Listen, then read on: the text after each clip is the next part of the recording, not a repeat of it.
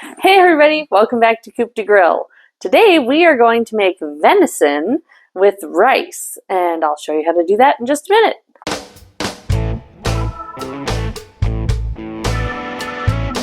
Okay, so today we are going to make venison over rice.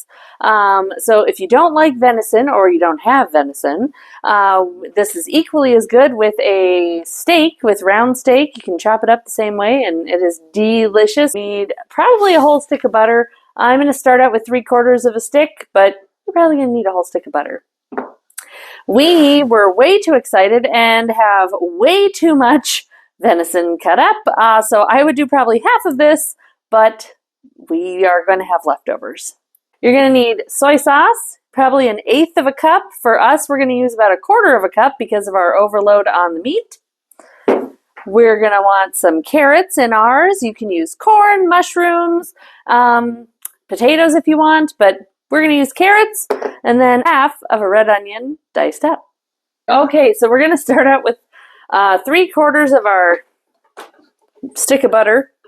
We're going to get that all melted before we add in our meat.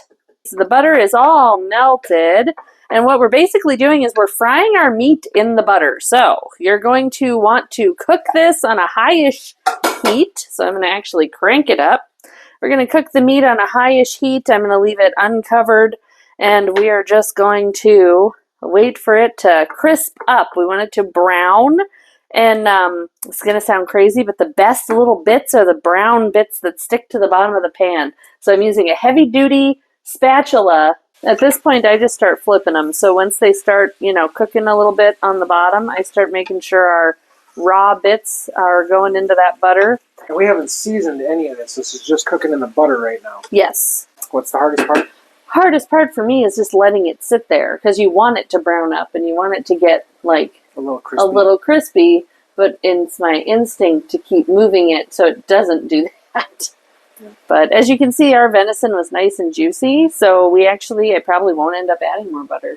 Very good. Mm-hmm. So you can hear this is now frying it like an oil, right? Our butter has turned to frying temperature. Long spatula, super important because you can get burned really easy with the little, spit off things that come off your meat. No, not yet. Not yet? Nope, really close. See this one? How it's brown? Yeah. That's what we want them all to look like. Oh, we're getting there. Yeah. So as you smoosh them around, be really careful. Look at that. Oh, yeah. Look at that. Ooh, they're looking pretty. Okay. So what do you think? Are you happy with them? I like that. That looks good. Yeah. So we're just trying to get a nice crunchy end, like crunchy outside. We're gonna put some liquid back in here, so don't worry about it. You're not drying these babies out. It will be delicious, I promise.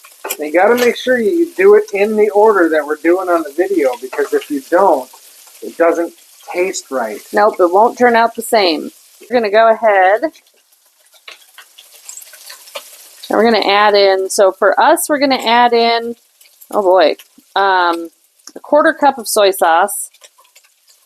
Because we have a lot more meat. Normally you'd add 1/8 of a cup. This is about 2 pounds. If you're doing 1 pound like the recipe calls for, you do 1/8 of a cup. Yep. And I'm going to grab that water from you. Thank you. And then we want to add the water to cover the meat. So we're going to add the water in to cover the meat. And remember, we're putting vegetables in here, so you can add a little bit of extra liquid as well. All of this liquid is going to end up being a delicious gravy that's going to go over your rice. So something like this is what I would be looking for. So now, it was almost 4 cups. We probably used 3.5 cups of water to cover all this. At this point, we're going to cover it up, bring it to a boil, and then we're going to turn it down to a simmer. Okay, so we've already come up to a boil. This probably took, 2 minutes? So we're going to go ahead and we're going to add in our vegetables, and then we're going to reduce it down to a simmer. Simmer down now. That's right. So I'm going to put my onions in first. It doesn't matter what order you put your vegetables in. We get our onions in. I'm going to do our carrots. Ideally, we'd have a whole nother bag of carrots, but we ate those. So we're going to probably end up adding a can of carrots toward the end so they don't get too mushy. And then you're going to let this get, see, look at that. Boom, already boiling. We're going to turn it down. We're going to lid it. So we're going to let this simmer for 1 hour. When we're going to come back and we're going to poke our meat to see if it's tender enough for our liking. It has been about an hour. So what you want to do to test to make sure your meat is the texture you want it to be is grab a fork and simply poke the meat. Ours is beautiful and tender and coming apart. So we don't want it too fall aparty. We're not trying to shred it. We just want it to be nice and tender to eat. So ours is beautiful. It's done. All of our carrots are nice and done. Yeah, very done. So we are good. We're ready to thicken this up and put it over some rice. I use Wondra flour because I think it's easier for thickening. We're going to make this like a gravy. So I've got some Wondra flour and some water, and I'm going to actually put more in because it is not thick enough. And I just kind of, I stir it in with a fork. You can use a whisk. It doesn't matter.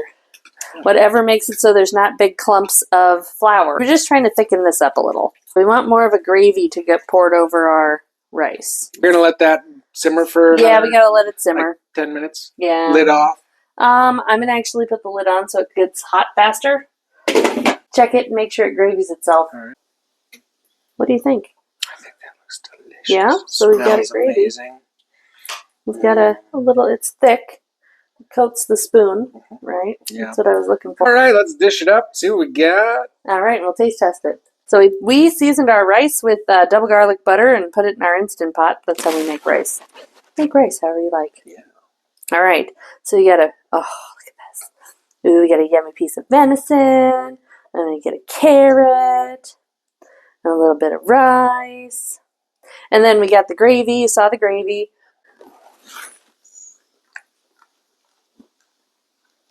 Mm-hmm. Yeah. All right. This is right. Perfect. It's delicious.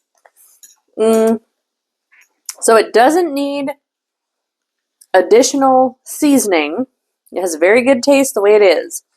If you want, you can add more soy sauce once you have it all plated up. You can add any seasoning you want, but I highly recommend just taste it this way first and then make your decision because it is perfect. All right. Well, I hope you guys enjoyed making venison over rice with us. Don't forget to like and subscribe and drop a comment. It helps grow our channel. If you enjoyed what you saw here, you're probably going to want to look over here and watch some more videos of us doing stuff like this.